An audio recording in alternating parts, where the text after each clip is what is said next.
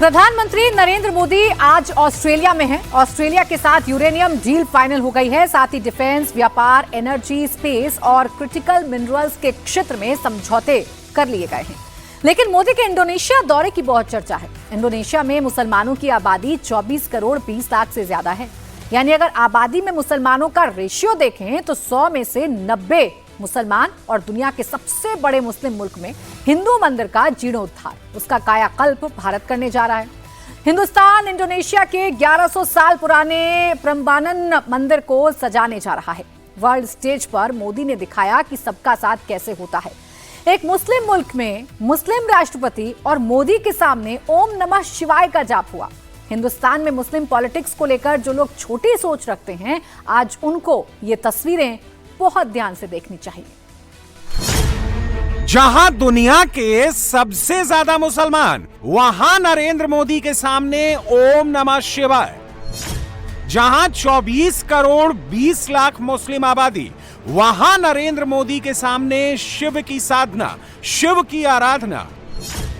जहां 100 में से 90 मुसलमान, वहां नरेंद्र मोदी के सामने भगवान भगवान।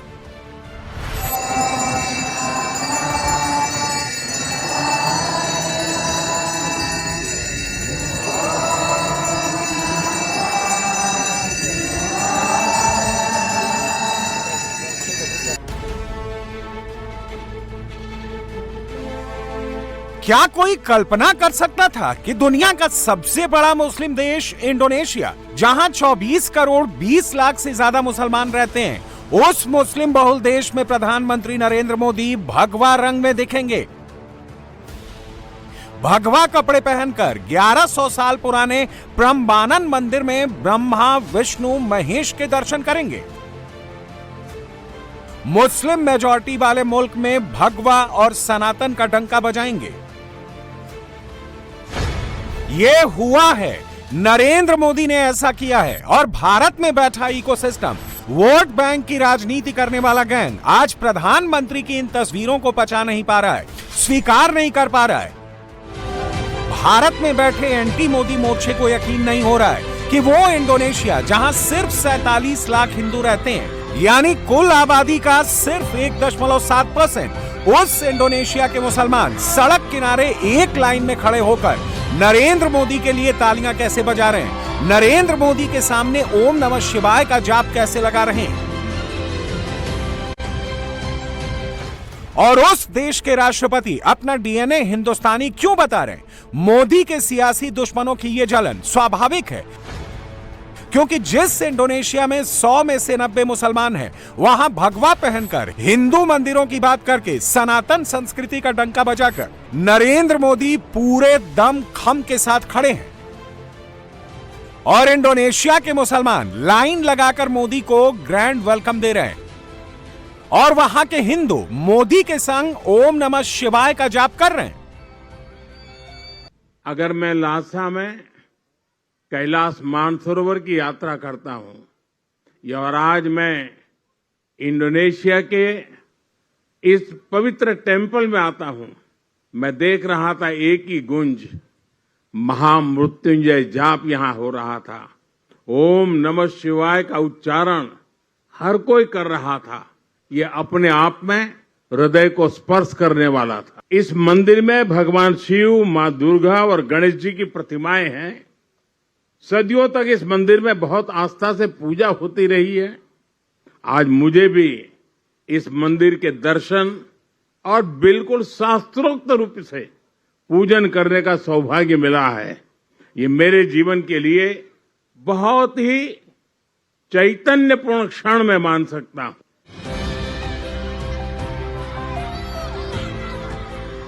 हिंदुस्तान में बैठा जो इकोसिस्टम हर रोज कहता है कि मुसलमान मोदी को पसंद नहीं करते, उनके लिए इंडोनेशिया की ये तस्वीर आईना है।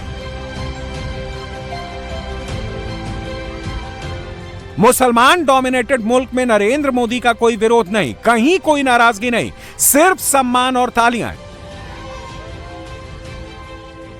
24 करोड़ 20 लाख मुस्लिम आबादी वाले इंडोनेशिया में वहां के मुसलमानों ने मोदी का स्वागत हिंदुस्तानी अंदाज में ही किया है।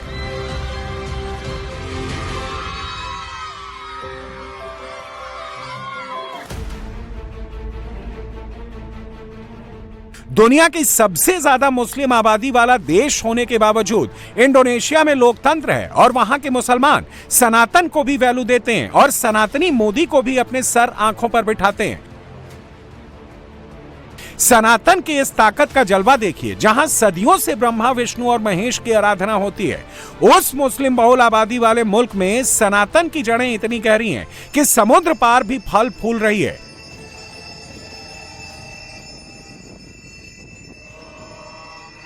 रामायण महाभारत की कहानियां यहां आज भी जीवंत हैं। इंडोनेशिया रामायण और महाभारत को अपनी धरोहर मानता है और अब सबसे बड़ी मुस्लिम आबादी वाले देश में मौजूद 1100 साल पुराने शिव मंदिर का कायाकल्प भी हिंदुस्तान ही करेगा।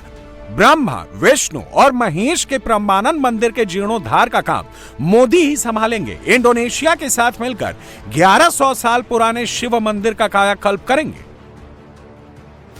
कहीं न कहीं मुझे शिव जी के साथ जुड़ने का अवसर मिल ही जाता है। मेरा जन्म वडनगर में हुआ। हाटकेश्वर महादेव एक बहुत बड़ा तीर्थ क्षेत्र है।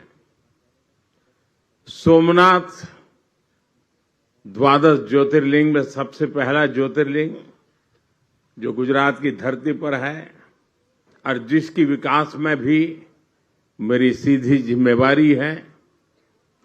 और मेरा राजनीतिक कार्यक्षेत्र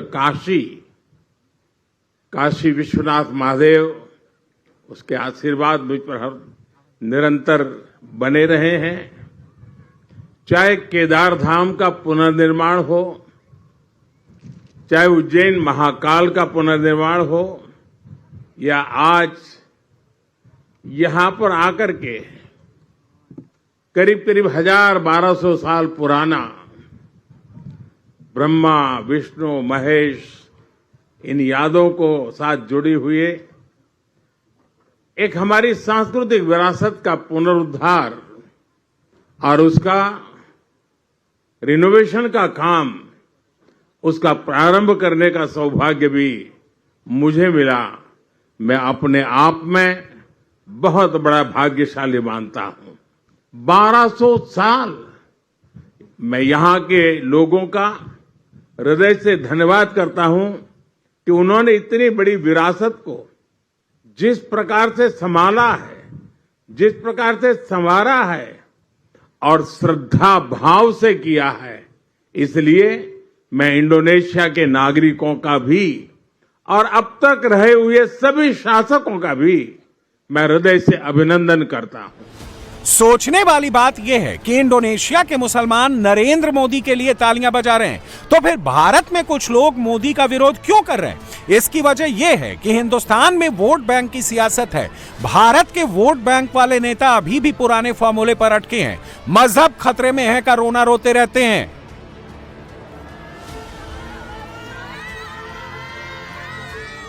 भारत का मुसलमान अगर मोदी को गले लगाना भी चाहे तो तुष्टीकरण की राजनीति करने वाले नेता ऐसा होने नहीं देते।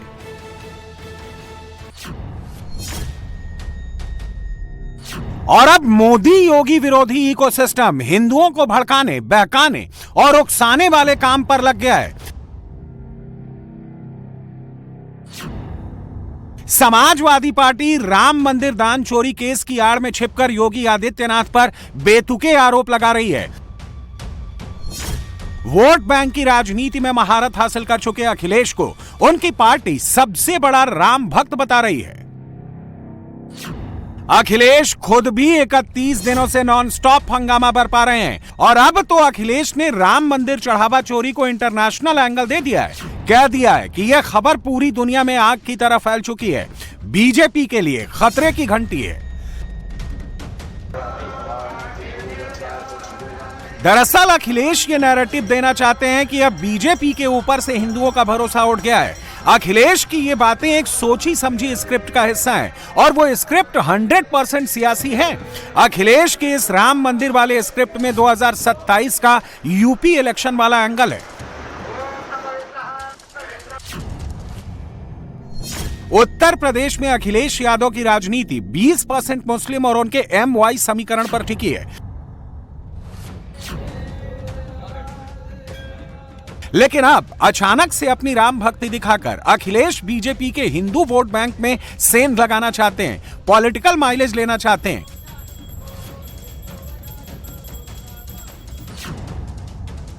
और इसके लिए अखिलेश की पार्टी राम मंदिर के साथ साथ बद्रीनाथ, केदारनाथ, मध्य प्रदेश के सिद्धपीठ बगुलामुखी माता मंदिर में हुई कथित चोरी का कनेक्शन बीजेपी से जोड़ रही है। आप इसी से अंदाजा लगा सकते हैं कि 2027 में यूपी में 20% मुसलमान और 80% हिंदुओं वाली सियासत को योगी के दुश्मन अपने फेवर में करना चाहते हैं, इसलिए अपने आप को सबसे बड़ा राम भक्त बता रहे हैं। और इन लोगों ने प्रभु श्री राम के मंदिर को कलंकित किया है। मंदिर कभी कलंकित नहीं हो सकता। प्रभु श्री राम के प्रति आस्था कम नहीं हो पाई, लेकिन इन्होंने अयोध्या को कलंकित किया है। बड़ा मामला है। बीजेपी को तो यही परेशानी है, हमारे योगी बाबा को यही परेशानी है। वो जान रहे हैं कि 27 का चुनाव नजदीक दिसंबर में हो जाएगा और ये परेशान है। इनकी लोकप्रियता घटी है, इनके प्रति लोगों का यकीन भरोसा घटा है और दूसरी तरफ समाजवादी पार्टी पीडीए के प्रति, अखिलेश यादव जी के प्रति लोगों का विश्वास बढ़ा है। इसलिए योगी बाबा तो बहुत परेशान है, भाजपा बहुत परेशान है। श्री रामचंद्र जी हमारे देश के आदर्श हैं। उनके यहाँ ऐसा कुछ हो गया और जिनका सहारा लेके जो लोग सत्ता के शीर्ष पर पहुंचे, सियासत के शीर्ष पर पहुंचे, वही लोग अगर ये काम कर रहे हैं तो मैं समझता हूँ वो सिर्फ उनका इस्तेमाल कर रहे हैं, उनमें कोई आस्था नहीं है। बिल्कुल ऐसी ही दिखावटी राम भक्ति में राहुल गांधी की पार्टी भी 31 दिनों से लीन है। राम मंदिर दान चोरी केस में एक्शन हो गया, 8 चोर पकड़े गए, ट्रस्ट का क्लीन अप हो गया, लेकिन योगी के विरोधी अभी भी नहीं मान रहे। यूपी कांग्रेस के अध्यक्ष नरेंद्र मोदी को 2-2 पन्नों की चिट्ठियां लिख रहे हैं। चिट्ठी में अपने एजेंडे को सूट करने वाले सवाल फिट कर रहे हैं और इसका मकसद सिर्फ और सिर्फ एक है, योगी के सारे विरोधी राम के नाम पर 2027 में हिंदू वोट लूट लेना चाहते हैं। इसीलिए इन दिनों सबसे बड़े राम भक्त का चोला ओढ़कर घूम रहे हैं, हिंदुओं को योगी के खिलाफ सड़कों पर उतारने वाली मुहिम चला रहे हैं। जनता को तैयार होना पड़ेगा, राम भक्तों को तैयार होना पड़ेगा। जो उनके आंदोलन से निकली हुई एक पूरे दुनिया में पवित्रता है, जो उसे नष्ट करे उसे सजा मिलनी चाहिए। जहां जहां भाजपा सरकार है, लूट जारी है। भाजपा वालों के लिए वंस फॉर ऑल एक ये कहना बंद करें कि भगवान राम के अस्तित्व पे हमने सवाल उठाए। मैं एक हिंदू हूं, मेरे भगवान राम की आस्था के मंदिर से चोरी हुई है। देश के करोड़ों करोड़ों हिंदुओं की आस्था का सवाल है। भाजपा के चट्टे बट्टे बोलते हैं कि कांग्रेस वाले मुद्दे उठा रहे हैं तो भगवान राम बदनाम हो जाएगा। अरे मेरे राम तो सनातन धर्म के वो देव है जो बदनाम नहीं हो सकते हैं। उनका पैसा तुम चोरी करो और चोर को हम चोर कहे, उसमें भगवान बदनाम हो जाएंगे। क्या मेरे भगवान इतने छोटे और कमजोर है? अरे मेरे भगवान उतने बलवान है। तुम लोगों के लिए धर्म का कोई मतलब नहीं है। क्या ये कभी कोई हिंदू हो सकता है? क्या ये सनातनी हो सकता है? डूब मरो मरो। सुन लिया आपने, ये है कांग्रेस की राम भक्ति। राम का जिक्र करते भी शक्ति सिंह गोहिल की जुबान फिसल गई, मुंह से गाली निकल गई। कांग्रेस के ऑफिशियल यूट्यूब अकाउंट पर जाकर एक बार अलग अलग कैप्शन पढ़ लीजिए, आप समझ जाएंगे कि मोदी और योगी के विरोधी क्या प्लान कर रहे हैं। कुछ कैप्शन तो ऐसे भी हैं जिसमें सीधे सीधे लाठी डंडे से मारने और भगाने की बातें तक कही जा रही हैं। योगी के सारे दुश्मन इकट्ठे हो गए हैं। योगी विपक्ष के इस प्लानिंग और प्लॉटिंग को समझ गए हैं, इसीलिए हिंदुओं को अभी से सचेत कर रहे हैं कि राम के नाम पर एजेंडा ड्रिवन नैरेटिव बनाकर आंखों में धूल झोंकने वाले विरोधियों से सावधान रहने को कह रहे हैं। आज के समाजवादी राम से दूरी बनाते हैं, बाबर को अपना आदर्श मानते हैं, औरंगजेब को अपना आदर्श मानते हैं, राम और कृष्ण को नहीं मानते। भगवान राम के प्रति उनकी आस्था नहीं है, भगवान श्री कृष्ण के प्रति उनकी आस्था नहीं है, सनातन के विरासत का लोग सम्मान नहीं करते हैं। कांग्रेस और समाजवादी पार्टी अचानक सक्रिय हो गई, अचानक सक्रिय हुई। और सक्रिय क्यों हुई? जो जन्मजात अयोध्या को कोसने वाले लोग थे, खानदानी अयोध्या को कोसने वाली पार्टियां थीं, उनको एक मुद्दा मिल गया, उनको एक मुद्दा मिल गया। हमारे प्रभु को काल्पनिक बोलने वाले लोग किस मुंह से आज अयोध्या में आस्था की बात कर रहे हैं? किस मुंह से कर रहे हैं? राम भक्तों पर गोली और लाठी चलाने वाले लोग किस मुंह से आस्था की बात अयोध्या के बारे में कह रहे हैं? अयोध्या में आस्था के नाम पर अयोध्या को बदनाम करने, राम की विरासत को बदनाम करने की साजिश और एक ठेका लगता है समाजवादी पार्टी और कांग्रेस ने ले लिया है। जांच दल जांच किया और जो प्रमाण मिले, केवल 6 लोग इसमें चोरी करते हुए पाए गए। कुल 6 लोग,